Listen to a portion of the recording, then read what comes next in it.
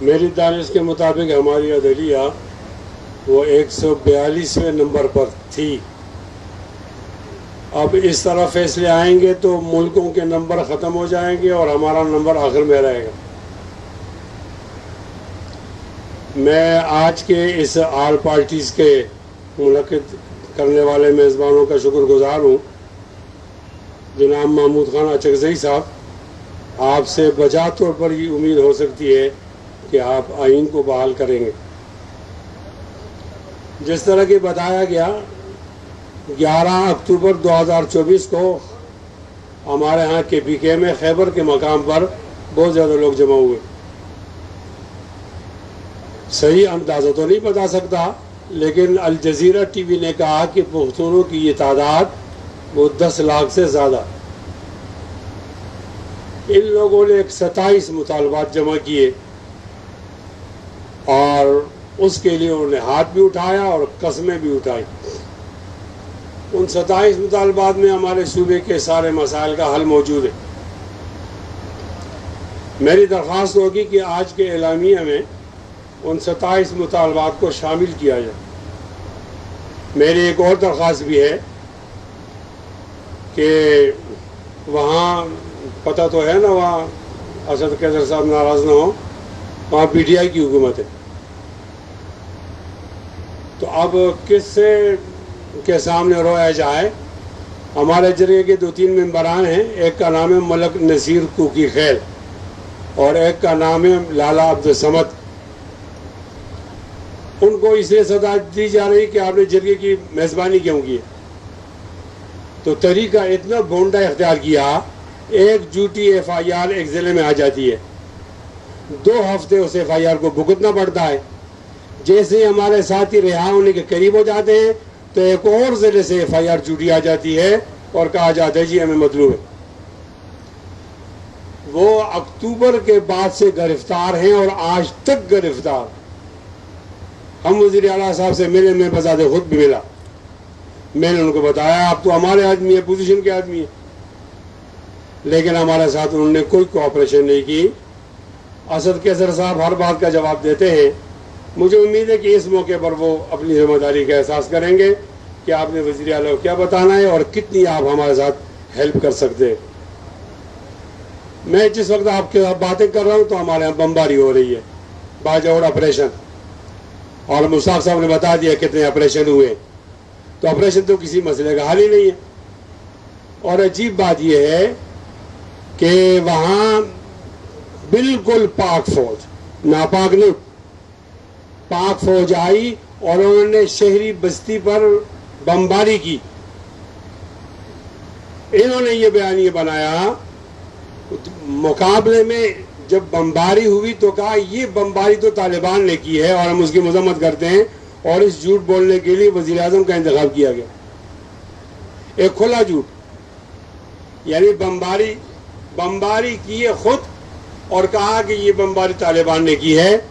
تو ہمیں خدا کے لیے آپ لوگ صوبہ سرحد کے عوام کو طالبان سے بھی ہماری جان چھڑا دو نا، اور ہماری فوج سے بھی ہماری جان چھڑا دو. ہم بہت مشکل حالت میں ہیں. میرا ایک چھوٹا سا کمرہ ہے، اس کو میں نے سجایا ہوا ہے. سجانے کے بعد میں انتظار میں ہوں کہ میں اس میں سکون سے رہوں گا.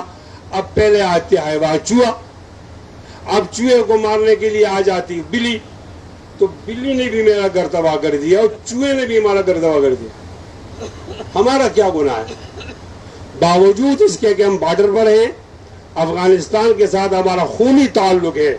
خدا نہ کرے، ہمارے پشتوں میں کہتے ہیں غگ، جب وہ ہمیں غگ کریں کہ آؤ لڑو بڑ افغان ایک ہو جائیں، پھر آپ کہاں چھپو گے؟ کتنے لوگ مارو گے؟ پاکستان کی ایک اکائی کے اندر آگ جل رہی ہے اور آگ جلانے والے جو ہے وہ عجیب لوگ ہیں، وہ بات ہی نہیں سنتے. اس لیے ہم یہاں آئے ہیں کہ ان بہرے لوگوں کو اونچا سنائی دیتا ہے، ان کو اونچا سنائیں ہمارا کوئی گناہ نہیں، ہمیں نہیں مارو.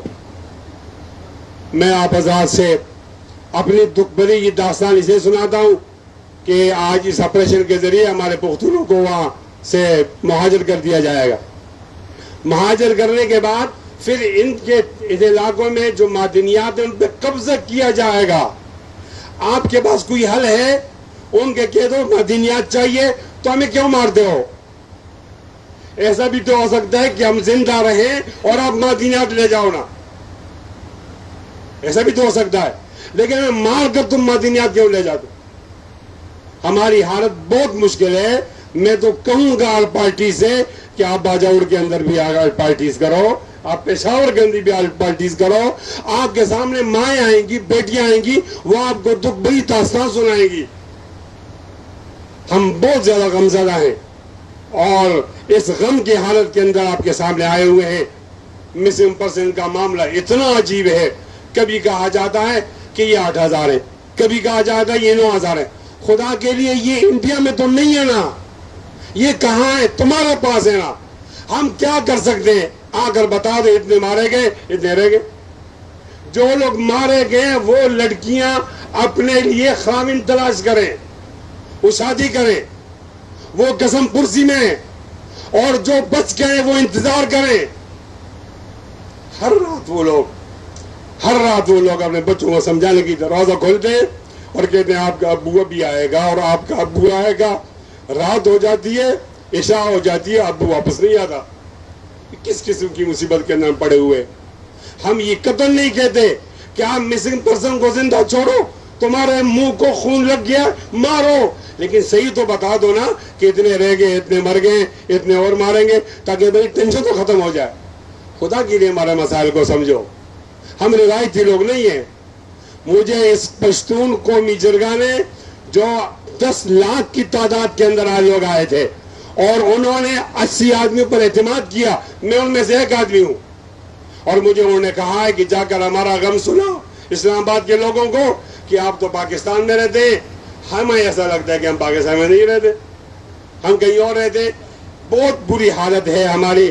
اس موقع پر آپ حضرات سے ہمارے ساتھ امتیازی سلوک ہوتا ہے، امتیازی سلوک ہوتا ہے۔ ہمارے بچوں کو ڈرون کے ذریعے مارا جاتا ہے۔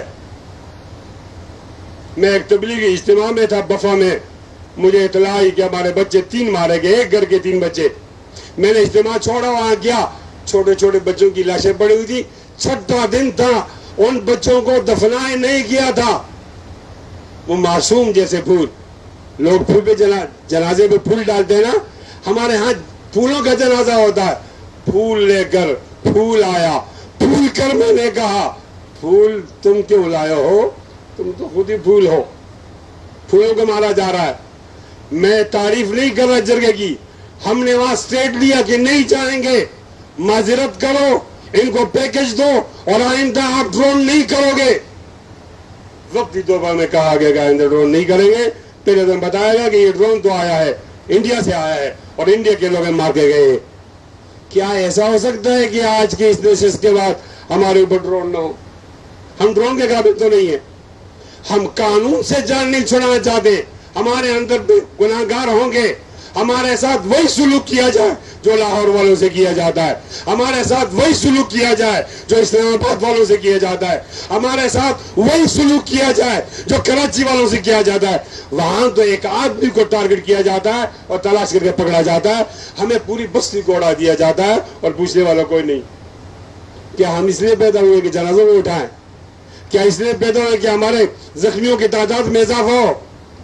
یہ اللہ، آپ تو سنتے رہتے ہیں، پتہ نہیں آپ کو ہمارا خون کیوں نظر نہیں آتا، اور کب تک ہم مار کھائیں گے؟ ہمارا گناہ کیا ہے؟ کوئی گناہ تو بتائے۔ ہم پاکستان کے وفادار ہیں، ہم اس غدار نہیں ہیں، لیکن پھر بھی ہمارے ساتھ یہ سلوک ہو رہا ہے۔ آج ہم نے اپنی فریاد آپ تک پہنچا دی ہے۔ مجھے بتایا گیا کہ وقت بہت کم ہے اور مجھے اس کا احساس بھی ہے۔ ہمارا صوبہ میدان جنگ تھا، 80,000 لوگ مارے گئے، کابل کی جنگ ہمارے پاس لائی گئی، آج دوبارہ اس کو میدان جنگ بنانے کی کوشش کی جا رہی ہے، مزید 80,000 لوگ مارے جائیں گے۔ اس کے بعد صرف ہم فاتحہ کریں گے اور کچھ نہیں کریں گے۔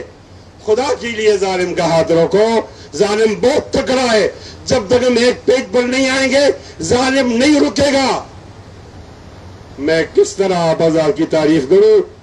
میں خون کے نیچے، میں بم کے نیچے، ڈرون کے نیچے تعریف نہیں کر سکتا۔ وہ جو میرا قاتل ہے وہ مجھے مارتا ہے اور میرے بھائی کو حکومت دیتا ہے، اس کو گورنر ہاؤس میں بٹھاتا ہے، میرے دوسرے بھائی کو وزیر اعلیٰ بناتا ہے، ان کو یہ پتہ ہے کہ اقتدار کے پجاری ہیں، یہ پختون قوم کے خون پر ایک نہیں ہوں گے. خدا کے لیے ایک ہو جاؤ، خدا کے لیے ایک ہو جاؤ. جتنی آپ دیر کرو گے خون اور بڑھے گا. اگر آپ ایک ہو گئے، میں لکھ کر دیتا ہوں، یہ خون بند ہو جائے گا، ظلم بند ہو جائے گا. اور اگر ہم ایک نہیں ہوں گے تو ہم اسی طرح مار کھائیں گے، ایک دوسرے کو تانے دیں گے. جب تک ہم ایک پیج پر نہیں آئیں گے ظالم کا ہاتھ روکنے کے لیے، جان قربان نہیں کریں گے، تو ہمارے بچے نہیں بچ سکتے. اے اللہ اس گھڑی کے اندر ہماری مدد فرما اور ہمارے اس آل پارٹیز کو یہ توفیق فرما کہ ایسا اعلامیہ جاری ہو جائے جو میرے دکھوں کا مداوع کرے. میں آپ کو شکریہ ادا کرنا چاہتا ہوں. میرے باتوں سے کسی کو تکلیف ہوئی تو معذرت چاہتا ہوں. اور میں اسد قیصر صاحب سے یا پی ٹی آئی کی دیگر ساتھیوں سے بھی کہتا ہوں کہ آپ تو جب اقتدار میں ہوتے ہیں تو سب کو نشہ ہوتا ہے، اور جب اقتدار سے آپ نیچے آتے ہیں پھر تو آپ معذرت کرتے ہیں ہم سے غلطی ہوئی. تو میں بھی آپ کا وکٹم ہوں. مجھے پکڑا گیا اور مجھ پر غداری کا کیس بنایا گیا. پکڑا بھی کس طرح گیا؟ ایف آئی آر میرے بنی مرکزی کابینہ میں. وہ یہاں سے چلی پشاور کو، پشاور سے ایبٹ آباد چلی، ایبٹ آباد سے وہ مانسیرا چلی، اور مجھے 6 مہینے ڈسٹرب رکھا گیا. اور جب میں نے ساتھیوں سے پوچھا ایسا کیوں ہوا تو انہوں نے کہا جی ہم تو استعمال ہو گئے، اس کسی اور کا اختیار تھا. بس آج یہ استعمال ہو رہے ہیں، کل وہ استعمال ہو رہے تھے. ہم فار یوز ہیں. جب تک ہم فار یوز رہیں گے تو میرا خیال سے ہمارا یہ حشر ہوگا. اللہ تعالیٰ کرے کوئی سلطان صلاح الدین ایوبی آ جائے اور ہمارے مظالم کا خاتمہ ہو. بہت زیادہ شکریہ.